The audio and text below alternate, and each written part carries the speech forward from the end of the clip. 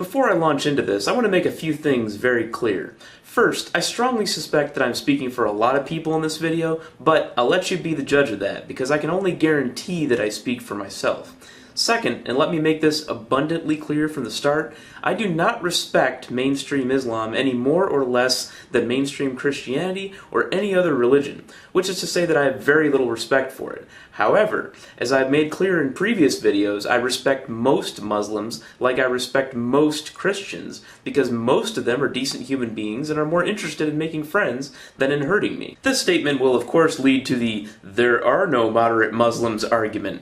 I generally find that the people spouting this kind of rhetoric haven't even been overseas at all, much less to a predominantly Muslim country as a civilian. There's a big wide world out there outside Kentucky too. Most people that have spent time in those countries know better than to believe something like that.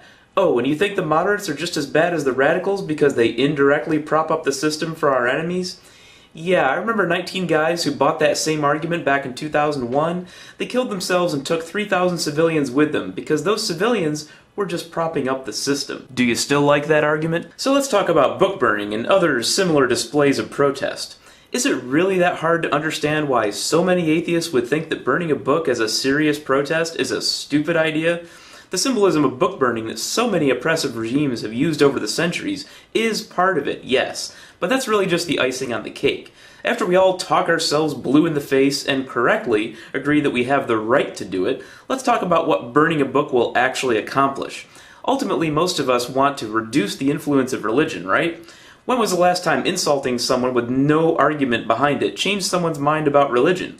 Look, if I thought simply making Muslims angry would help deconvert them or turn radicals into moderates, then I would have a bonfire of Qurans the size of Thunderfoot's ponytail in my backyard every day. Since it won't help, though, it's a pointless exercise to me. It has nothing to do with political correctness. It has to do with effectiveness. I hear a lot of talk from some YouTube atheists about how all of us were supportive of criticism of Christianity, but now when Islam is criticized, we defend it.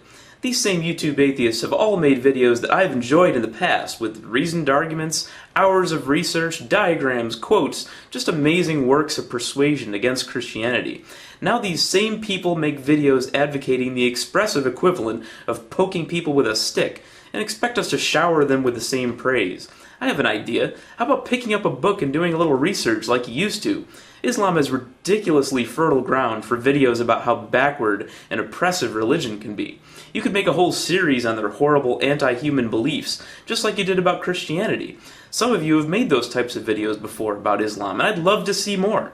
But apparently you can't be bothered anymore, so you tell everyone Muslims are about to take over the world and play the role of demagogue. So if your ultimate end goal is to give the middle finger salute to all Muslims, including those that might otherwise help us against extremists, or to show you're a rebel, or to exercise freedom of expression in a way that will be entirely ineffective, then by all means go ahead and burn stuff. I'm not going to ask you to stop. All I ask is that you stop whining about hypocrisy when many of us don't find your form of protest to be clever or meaningful.